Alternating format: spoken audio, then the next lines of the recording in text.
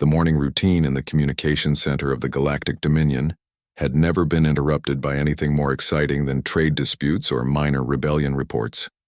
Officer Beck sat at his console, sorting through the usual stream of messages from distant worlds when something made him freeze. The transmission wasn't coming through the normal Imperial channels. It was broadcasting on an open frequency, reaching every corner of known space. The voice was calm, measured, and spoke in perfect galactic standard, despite coming from a region that supposedly had no intelligent life. Bex recorded every word as the message repeated itself 3 times before cutting off completely. Within minutes, the recording was racing through Imperial networks, reaching the highest levels of command. Admiral Corvin received the message while reviewing fleet positions in his private office. The crystal display showed a 3-dimensional map of Imperial space with thousands of green dots representing conquered worlds. He played the transmission again, listening to the strange accent that spoke words no primitive species should even know. "This is Terra. Our space is now forbidden. Do not enter. This is your only warning." The Admiral laughed, a sound that echoed off the metal walls of his chamber. In his 40 years of service, he had heard similar threats from dozens of species. They all ended the same way, with Imperial flags flying over their capital cities. He opened his personal files and searched for information about Sector 7 Alpha, where the transmission had originated. The data was sparse. Long-range scans showed a small star system with several planets, including one with water and oxygen. Imperial scouts had classified it as potentially habitable, but had never investigated further. The sector was far from major trade routes and held no strategic value. Until now, it had been completely ignored. Corvin studied the astronomical data more carefully. The 3rd planet from the star showed signs of industrial activity. Heat signatures suggested cities, though the technology appeared primitive.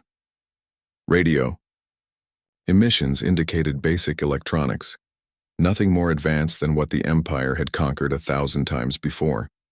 The Admiral sent the recording to Imperial Intelligence with a request for immediate analysis. Within hours, he had his answer. The beings calling themselves humans had only achieved spaceflight within the last century. Their longest journeys barely reached the edge of their own star system. They possessed no weapons capable of threatening Imperial vessels and no shields that could withstand Imperial firepower. The intelligence report included intercepted human communications that painted a picture of a divided species still fighting wars among themselves. They had dozens of separate governments and spoke hundreds of different languages. Their technology was inconsistent, with some regions more advanced than others. Most importantly, they showed no signs of understanding faster-than-light travel or energy weapons. Corvin forwarded the complete file to the High Council, along with his recommendation. The Empire had built its strength on never showing weakness, never allowing challenges to go unanswered. Every species in the galaxy knew that defying Imperial authority meant swift and total destruction. If word spread that some unknown race had warned off the mighty Dominion, it could encourage rebellion throughout Imperial space. The Council chamber was a massive dome that had seen the conquest of 10,000 worlds. Representatives from the Empire's most powerful species sat in circles around a central platform where decisions that affected trillions of lives were made.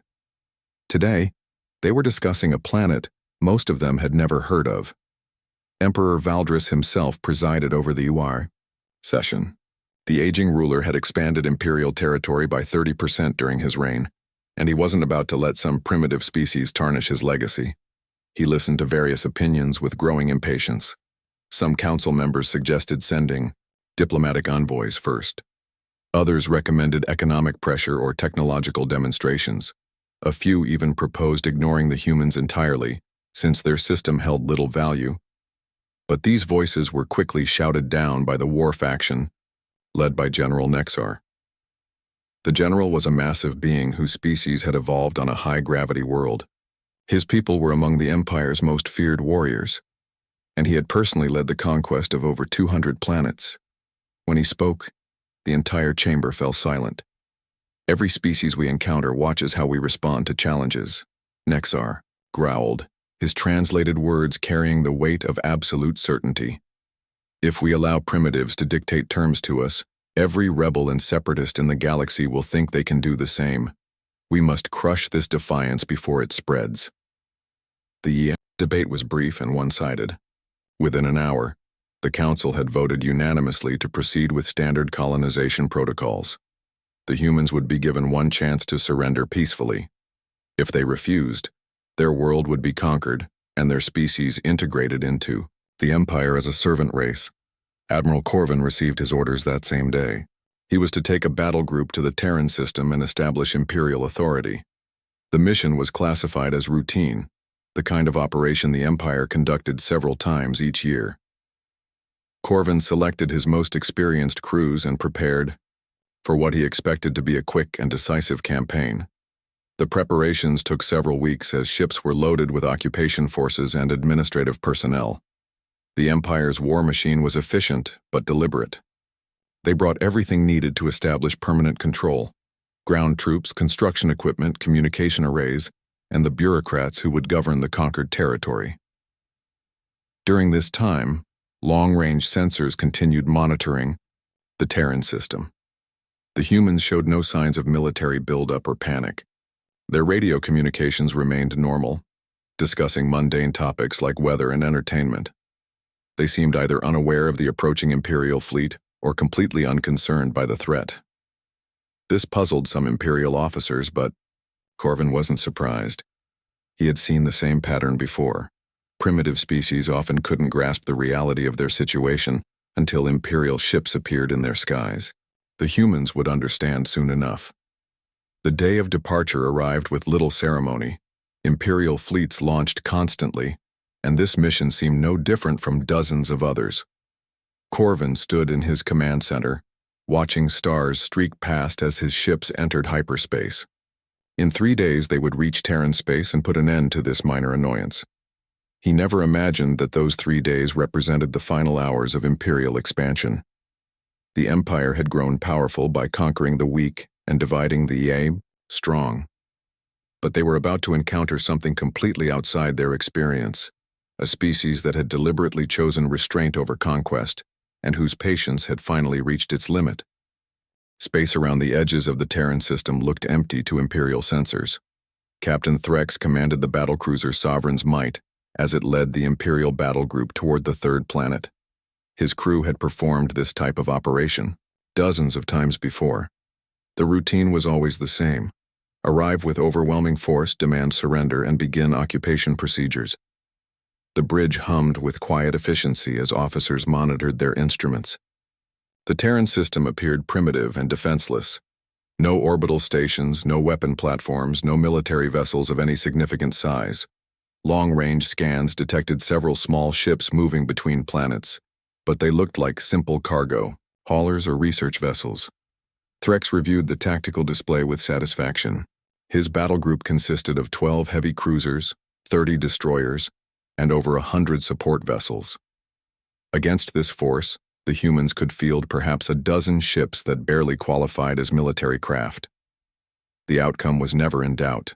The first sign that something was wrong came when his communications officer looked up with confusion written across her features. "Captain, we're receiving a transmission on all frequencies simultaneously. The signal is coming from everywhere at once." The voice that filled the bridge was human, speaking clearly in galactic standard with an accent none of them had heard before. "Imperial fleet, you are entering Terran space without permission. We gave your Empire fair warning. Turn back now while you still can." Threx activated the reply channel. "This is Captain Threx of the Imperial Navy. By order of Emperor Valdris, this system is now under Imperial authority. Prepare to receive our terms for surrender." The response came immediately. "Captain Threx, this is David of the Terran Defense Force. You were warned that our space is forbidden. You chose to ignore that warning.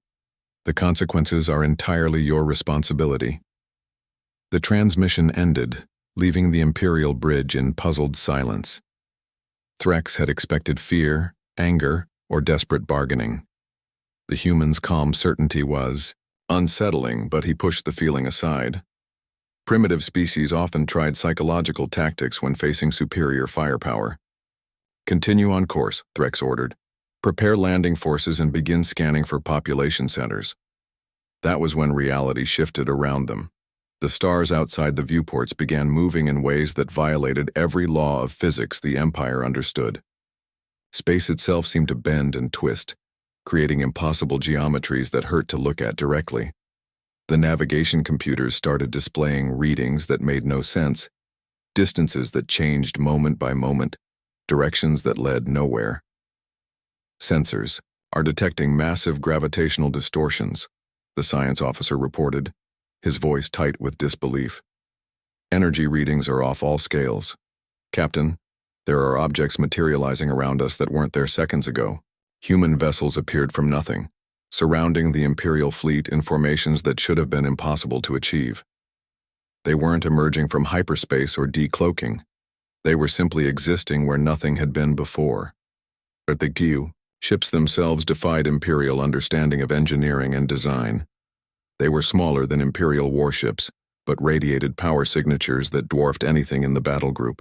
Their hulls seemed to absorb light rather than reflect it, creating patches of darkness that stood out against the starfield. Most disturbing of all, they moved without visible propulsion, gliding through space with impossible grace. Threx felt cold sweat forming despite the bridge's climate control. All ships, battle stations, target the nearest human vessel and prepare to fire. Before the weapons officer could comply, every tactical display on the bridge went dark.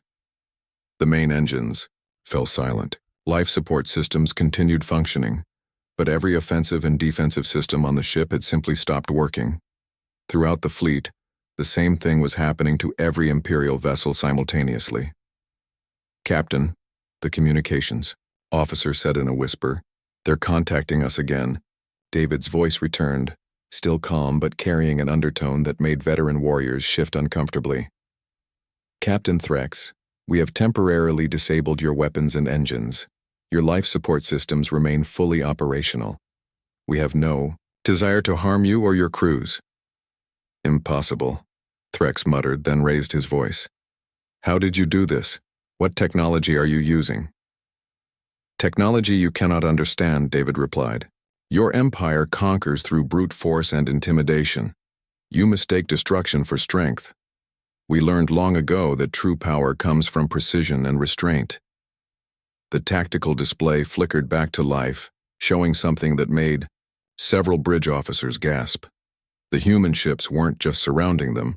They were inside the Imperial formation, occupying the same space where Imperial vessels should have been. Physics demanded that such overlapping would result in catastrophic collisions, yet somehow both fleets existed in the same location without touching. "Your ships are equipped with emergency beacon systems," David continued. "We are going to escort you to the edge of Terran space. Once there, your systems will be restored and you may return to Imperial territory. You will carry a message to your Emperor."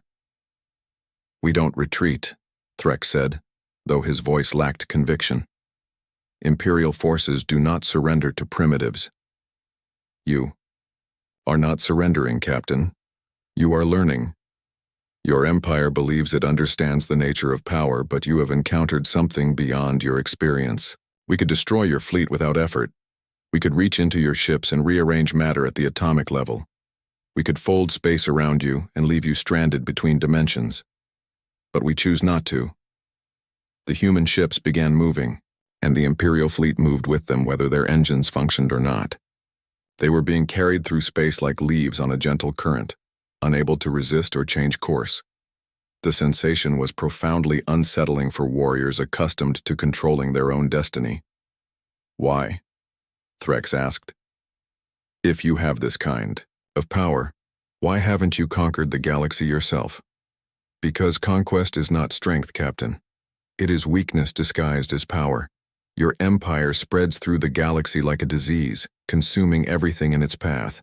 We could have stopped you decades ago, but we hoped you might eventually choose a better path. Today we learned that hope was misplaced." The journey to the edge of Terran space took several hours. During that time, Imperial personnel had opportunity to study the human vessels more closely. What they discovered challenged everything they thought they knew about technology and warfare. The human ships had no visible weapons, yet they projected power that made Imperial battleships seem like toys. They showed no exhaust signatures, no energy emissions that Imperial sensors could identify. They seemed to operate on principles that Imperial science had never discovered. Most unsettling was the realization that humanity was not trying to impress or intimidate them. The displays of power were casual, effortless, like a gentle adult preventing children from hurting themselves. There was no malice, no anger, just implacable certainty that Imperial expansion had reached its limit. When they reached the boundary of Terran space, the human ships simply vanished. One moment they were there, the next moment the Imperial fleet was alone among the stars. Power returned to their vessels immediately, but the silence on every bridge was deafening. David's final transmission reached them as they regained full control of their ships. "Return to your empire, Captain Threx. Tell them what you have seen here.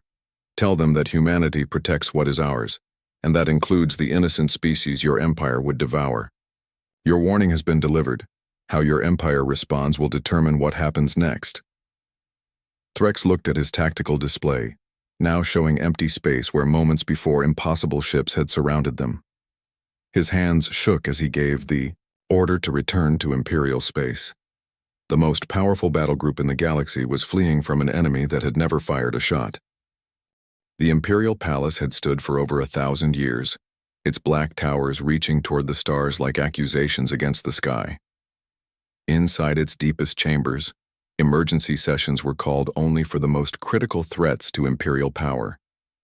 Today, the highest military commanders and government officials gathered in complete secrecy to discuss something unprecedented: Imperial defeat. Emperor Valdris sat on his throne of crystallized starlight, his aged features carved from years of absolute authority. Around him, holographic displays showed Captain Threx delivering his impossible report. The recording had been analyzed by Imperial scientists, checked for forgery, and verified through multiple independent sources. Every test confirmed what the Empire refused to believe. General Nexar paced the chamber like a caged predator. His species had never known defeat, and the concept was physically painful for him to contemplate. "The humans must have some weakness," he growled. "No species develops that kind of technology without leaving vulnerable points. Our intelligence services will find them." Admiral Corvin stood before detailed tactical projections, studying sensor readings that defied explanation. "Sir, our best scientists cannot even theorize about how human technology functions. They appear to manipulate space and time itself. Our weapons cannot target them. Our shields cannot stop them. Our engines cannot outrun them." The intelligence minister, a thin creature whose species specialized in information gathering, added his analysis. "We have intercepted thousands of human communications since the incident. They show no signs of mobilization, no preparation for war, no indication that they consider the Empire a serious threat. They discuss art, philosophy, and scientific research as if nothing happened. This information disturbed the assembled officials more than any battle report could have. An enemy that feared Imperial might was predictable. An enemy that ignored Imperial might completely was terrifying." Emperor Valdris spoke for the first time since the session began. His voice carried the weight of absolute power, but also something new: uncertainty. "Explain to me how a species we had never heard of possesses technology that makes our greatest achievements look primitive." The chief science advisor, a being whose head was covered in sensory organs that detected electromagnetic radiation across dozens of spectrums, provided the analysis that had kept Imperial researchers awake for days. "Your Majesty, we believe humans have been deliberately concealing their true capabilities for centuries. Our historical records show radio transmissions from their world dating back over 200 years, but the signals were carefully designed to suggest primitive technology. The revelation sent shock waves through the chamber.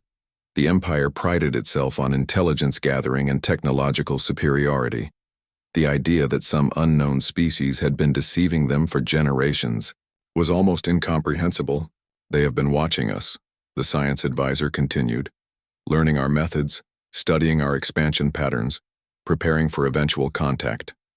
What we witnessed was not their full power. It was a measured demonstration designed to deliver a specific message. General Nexar slammed his fist against the tactical display, causing the holographic images to flicker. Then we hit them with everything we have before they can prepare further. The Annihilator fleet has never failed to destroy any target. We mobilize immediately and end this threat. The Annihilator fleet was the Empire's ultimate weapon, a force of 500 warships capable of sterilizing entire star systems. It had been used only 3 times in Imperial history, each deployment resulting in the complete elimination of species that had dared to challenge Imperial authority. The fleet's reputation alone was often enough to secure surrender from rebellious worlds. Emperor Valdris considered the options presented to him. Negotiation was impossible.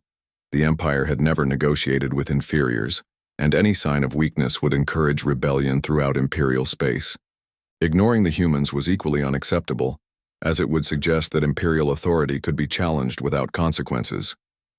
"General Nexar," the Emperor said finally, "you will take command of the Annihilator fleet and proceed to the Terran system. Your orders are simple. Eliminate the human species completely. Leave no survivors, no infrastructure, no trace that they ever existed." The general's expression showed savage satisfaction. "It will be my honor, Your Majesty. How long do I have to prepare?" "You have 1 standard month to mobilize and deploy.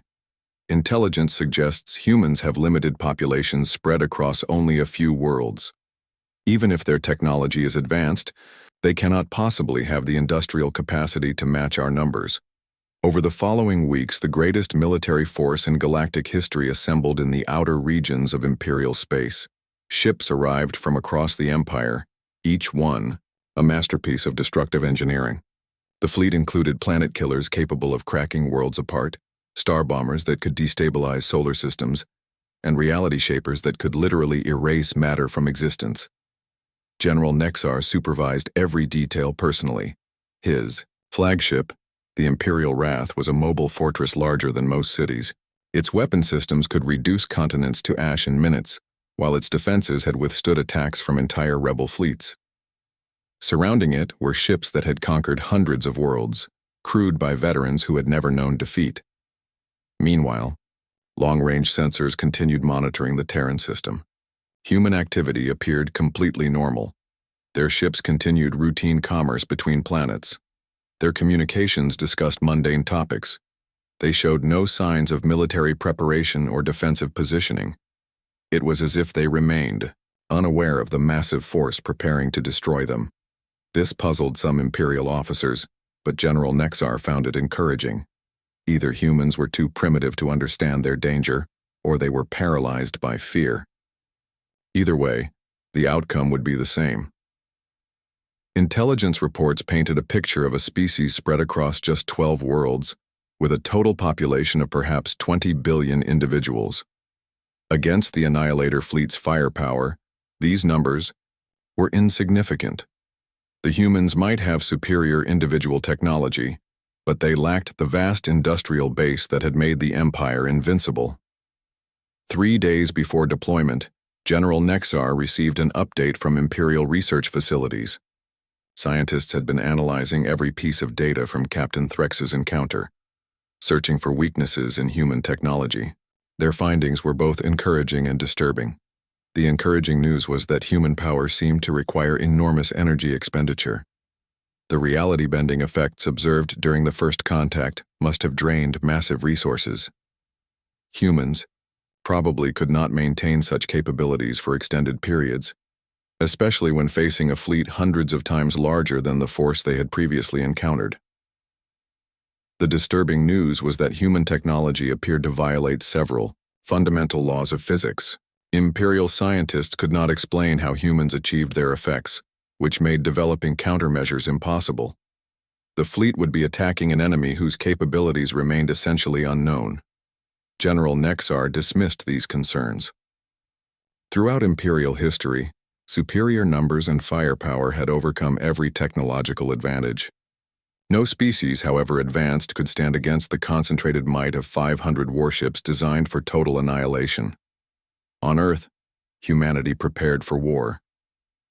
Admiral Rachel stood in the command center buried deep beneath the planet's surface, watching displays that showed Imperial fleet movements throughout their territory. Humanity had been monitoring Imperial communications for decades, and they knew exactly what was coming. The Terran Defense Force was smaller than any Imperial battle group, but it represented technology developed over centuries of careful research. Humanity had chosen isolation not from weakness, but from a deliberate decision to develop their capabilities without the distractions of conquest and expansion. Now that isolation was ending. The Empire had forced humanity to reveal themselves, and the consequences would reshape the galaxy forever. The Annihilator fleet emerged from hyperspace in perfect battle formation. 500 warships arranged in a configuration that had crushed entire civilizations. General Nexar stood on the bridge of his flagship, watching tactical displays that showed complete dominance of local space. No enemy vessels were visible anywhere in the system. The human worlds hung defenseless before Imperial firepower. Within seconds of arrival, everything went wrong.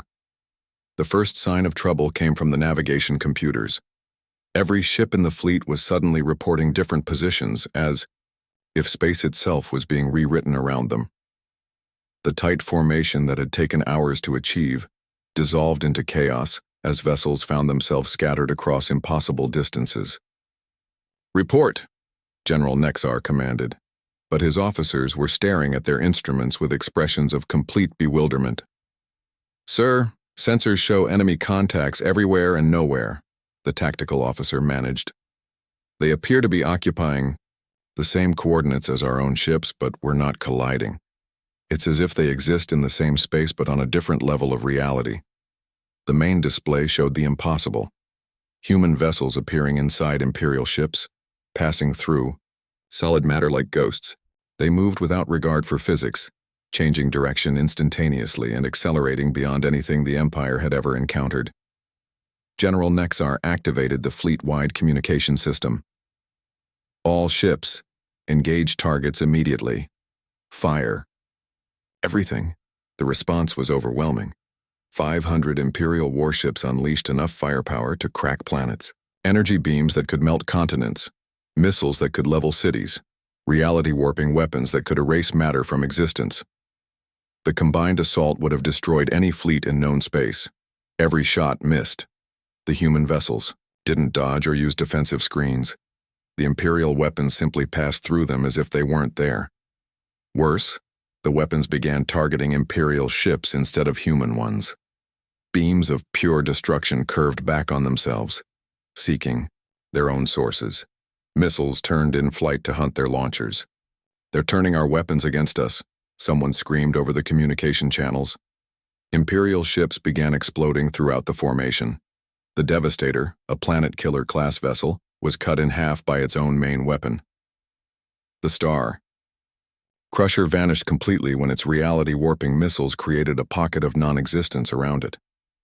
Within minutes, the Annihilator fleet had lost 50 ships to its own firepower. General Nexar watched his tactical display in horror as red icons disappeared one by one. "Cease fire.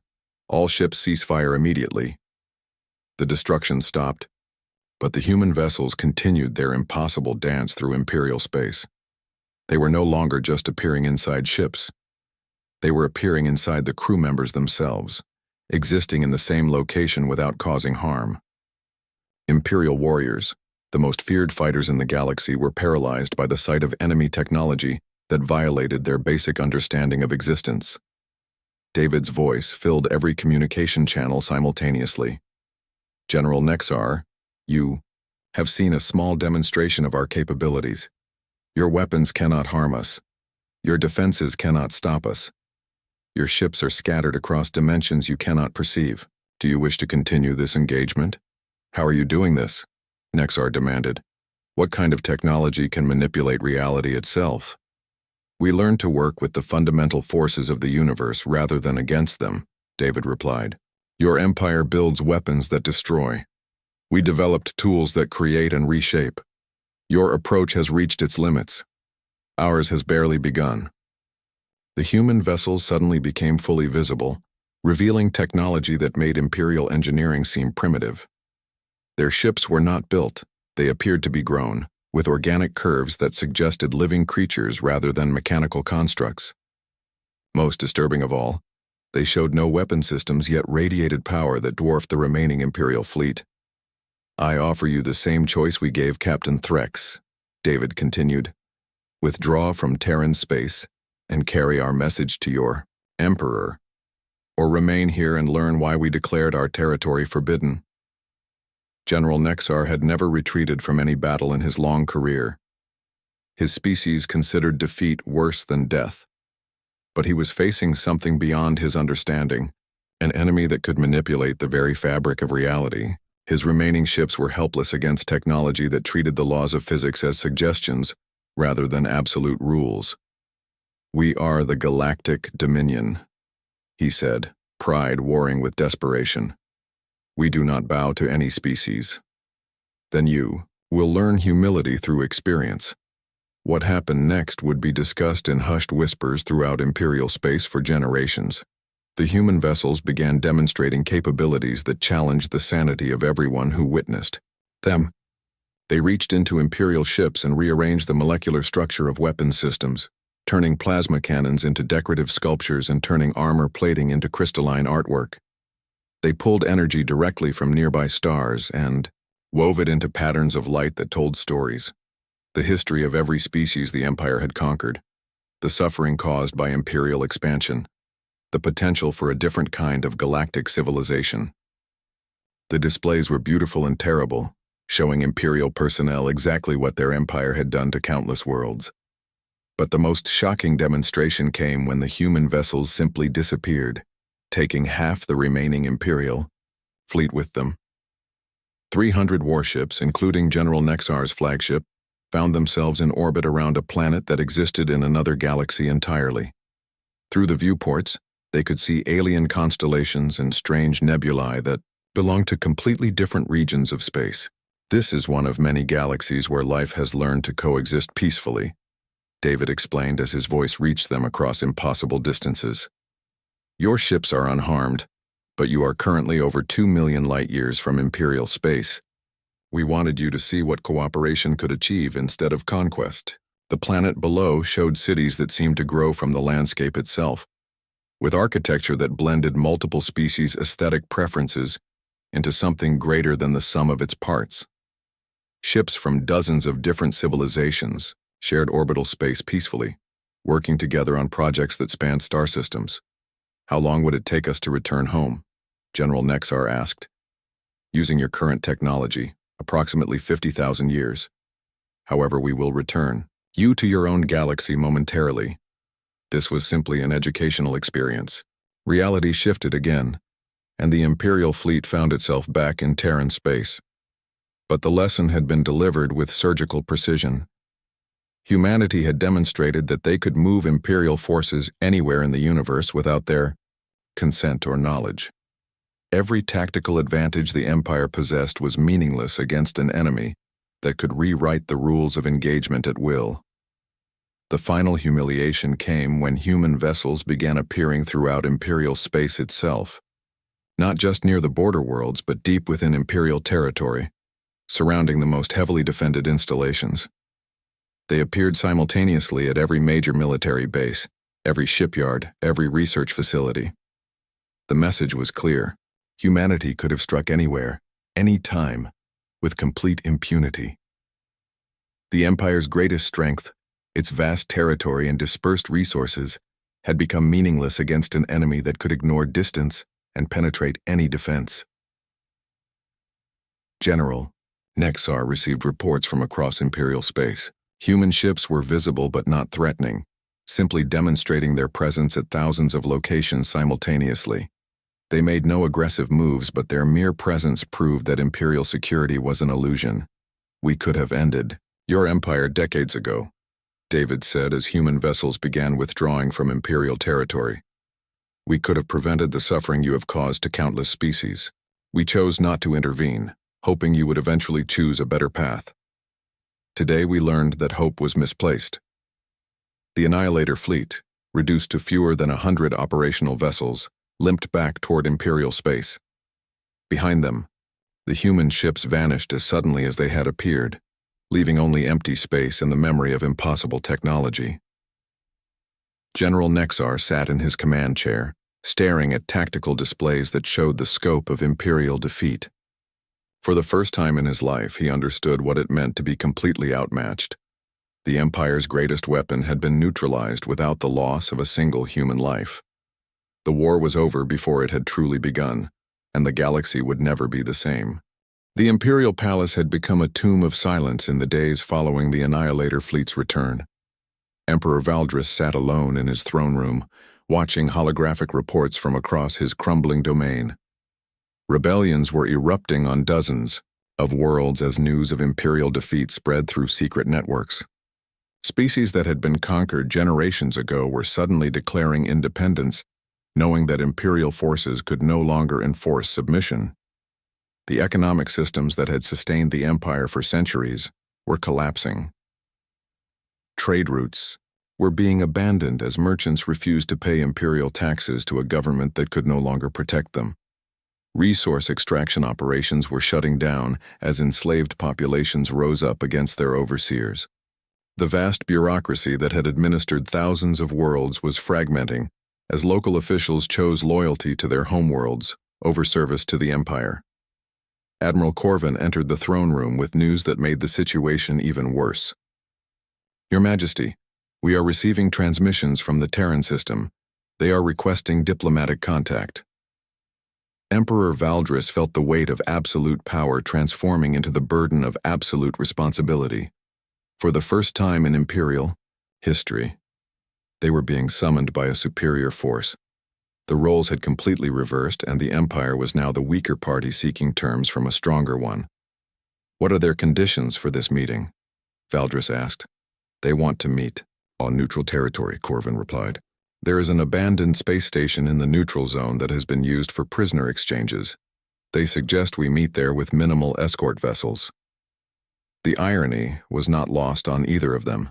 The neutral zone had been established as a buffer between the Empire and several species that had managed to maintain independence through careful diplomacy and mutual defense pacts.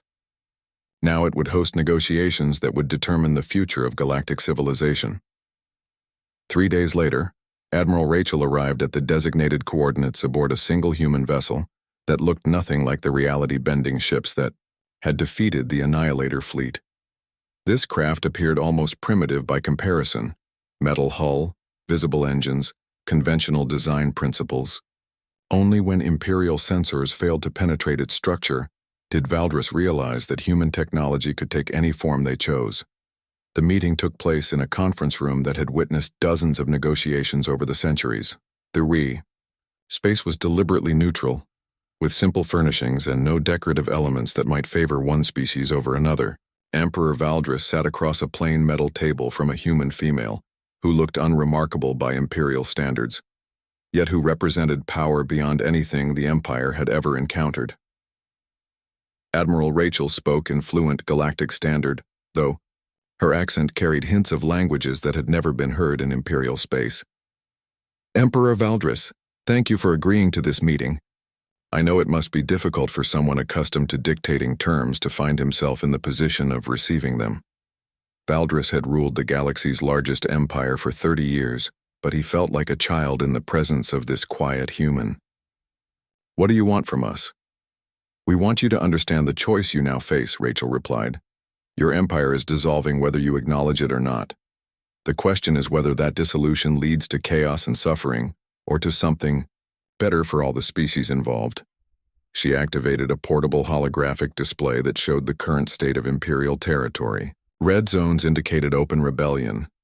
Yellow areas showed regions where Imperial authority was being ignored, and green sections marked the few remaining loyal worlds. The image was devastating. Less than 20% of Imperial space remained, under effective control. This is the result of your military defeat, Rachel explained. When a government's power is based solely on force, the loss of that force triggers inevitable collapse. Your subject species are not loyal to Imperial ideals. They were simply afraid of Imperial weapons. Now they know those weapons cannot protect the Empire from external threats. Emperor Valdris studied the display with growing despair. Are you here to gloat over our destruction? We are here to offer an alternative, Rachel said. Humanity has been observing galactic politics for over 2 centuries. We have watched the Empire spread across thousands of worlds, conquering species after species, imposing a single culture and government on beings with completely different needs and values. This approach was always going to fail eventually. The holographic display changed to show a different kind of galactic organization. Instead of one massive empire, it depicted dozens of independent regions connected by trade networks and mutual defense agreements. Each area was governed according to the needs and desires of its inhabitants, but all were linked by common principles of cooperation and respect. This is the Terran coalition model, Rachel continued. Every species maintains its independence and cultural identity, but they work together on issues that affect everyone: trade, exploration, defense against genuine threats. No single government controls everything. No single species imposes its will on others. Emperor Valdris looked at the display with skepticism, born from centuries of imperial thinking. How do you maintain order without central authority? How do you prevent conflicts between species with different interests? The same way you would handle disagreements within your own family, Rachel replied. Through discussion, compromise, and mutual respect. When conflicts arise, we mediate rather than conquer. When resources are scarce, we share rather than hoard. When new discoveries are made, we distribute the benefits rather than claiming exclusive control. The concept was alien to everything the Empire represented, yet Valdris could not deny its appeal. The imperial model had required constant military campaigns to maintain control, draining resources and creating endless cycles of rebellion and suppression. The human approach suggested a way to govern that actually grew stronger over time, instead of requiring ever-increasing force to maintain. What happens to imperial personnel who have spent their lives serving the current system? Valdris asked. Many of my people know no other way of life. Rachel's expression softened. They learn new ways just as everyone else will have to. The skills that made them effective administrators and military officers will be valuable in a cooperative galactic society. The difference is that those skills will be used to build rather than control, to protect rather than conquer. Over the following hours, Rachel outlined humanity's proposal for galactic restructuring. The Empire would be dissolved voluntarily, with imperial worlds choosing their own governments and forming regional associations based on shared interests rather than conquest. Former imperial military forces would become part of a coalition defense force focused on protecting all member worlds from external threats. Most importantly, humanity would provide the technology and resources needed to make the transition successful. Their advanced capabilities would be shared freely with all coalition members, raising the standard of living throughout the galaxy, while ensuring that no single group could dominate the others. Why would you do this? Valdris asked. You have the power to rule the galaxy yourself. Why choose to share that power instead of wielding it? Rachel smiled for the first time during the meeting. Because we learned something your empire never understood. True strength comes from lifting others up, not keeping them down. A galactic civilization where every species can reach its full potential will be far stronger and more prosperous than any empire based on domination. The negotiations continued for several days as details were worked out. Emperor Valdris found himself in the strange position of negotiating the end of his own empire, but he gradually came to understand that the alternative was far worse. If the empire continued to resist, it would collapse into chaos and violence. If it cooperated with humanity's plan, it could transform into something better. The final agreement was broadcast across the galaxy simultaneously, reaching every imperial world and every rebel stronghold at the same moment. Emperor Valdris announced the voluntary dissolution of the Galactic Dominion and the formation of the Terran Coalition of Free Worlds. Any world that wished to join the coalition would be welcomed. Any world that preferred independence would be left alone. The response was overwhelming. Within weeks, thousands of worlds had petitioned to join the coalition. Former enemies worked together to establish new governments based on cooperation rather than conquest. Species that had been enslaved for generations were suddenly free to pursue their own destinies while remaining connected to the larger galactic community. The transformation was not without challenges. Centuries of imperial rule had created economic dependencies and cultural divisions that took time to heal. Some imperial loyalists attempted to maintain the old system in isolated regions, leading to brief conflicts that coalition forces had to resolve. But the overall transition was remarkably smooth, aided by humanity's patient guidance and advanced technology. Admiral Rachel found herself serving as the first president of the Terran coalition, though her role was far different from Emperor Valdris's former position. Instead of ruling through decree, she facilitated discussions between member worlds. Instead of commanding through fear, she led through example and persuasion. The former emperor chose to remain active in galactic politics, but in a completely different capacity. He became an ambassador for peaceful transition, helping other regions of the galaxy adopt coalition principles. His insider knowledge of imperial systems proved invaluable in dismantling the bureaucratic structures that had oppressed so many species. 5 years after the confrontation at Terran space, the galaxy had been completely transformed. The coalition included over 8,000 worlds representing hundreds of different species. Trade flowed freely between star systems. Scientific research was conducted cooperatively, leading to discoveries that benefited everyone. Military conflicts had not been eliminated completely, but they were resolved through mediation rather than conquest. Perhaps most remarkably, humanity had kept its promise to share advanced technology freely. Coalition worlds now possessed capabilities that surpassed anything the Empire had ever achieved, yet no single species dominated the others. The technology was designed to enhance cooperation rather than enable conquest. The truth about humanity's long isolation finally became clear through historical records that had been carefully preserved on Earth. Humans had achieved interstellar civilization over 3 centuries earlier, but their first contact with galactic society had been traumatic. They had encountered species engaged in constant warfare and mutual exploitation, using advanced technology to cause suffering rather than reduce it. Rather than joining this violent civilization or attempting to reform it through conquest, humanity had chosen a different path. They withdrew to their home system and spent centuries developing not just advanced technology, but advanced wisdom. They studied the mistakes of other species and worked to ensure they would not repeat them. When the Empire finally forced humanity to abandon its isolation, they were ready with more than just superior weapons. They had developed a complete philosophy of galactic governance based on cooperation, respect, and shared prosperity. The defeat of Imperial forces had been necessary, but it was only the first step in a much larger plan to heal the wounds that centuries of warfare had inflicted on galactic civilization. Standing in the Coalition Council chambers on the former Imperial capital world, Admiral Rachel looked out at representatives from thousands of different worlds working together on common challenges. The diversity was stunning. Beings of every conceivable form and culture united by shared principles rather than shared domination. The warning humanity had broadcast years earlier had proven prophetic. Terran space had indeed been forbidden to the Empire's way of thinking, but it had become the foundation for something far greater. A galactic civilization based on the radical idea that different species could coexist as equals, sharing the vast universe rather than fighting over it. The age of empires was over. The age of cooperation had begun, and throughout the galaxy, billions of beings were discovering what humanity had learned long ago, that true strength came not from the power to destroy, but from the wisdom to build something better.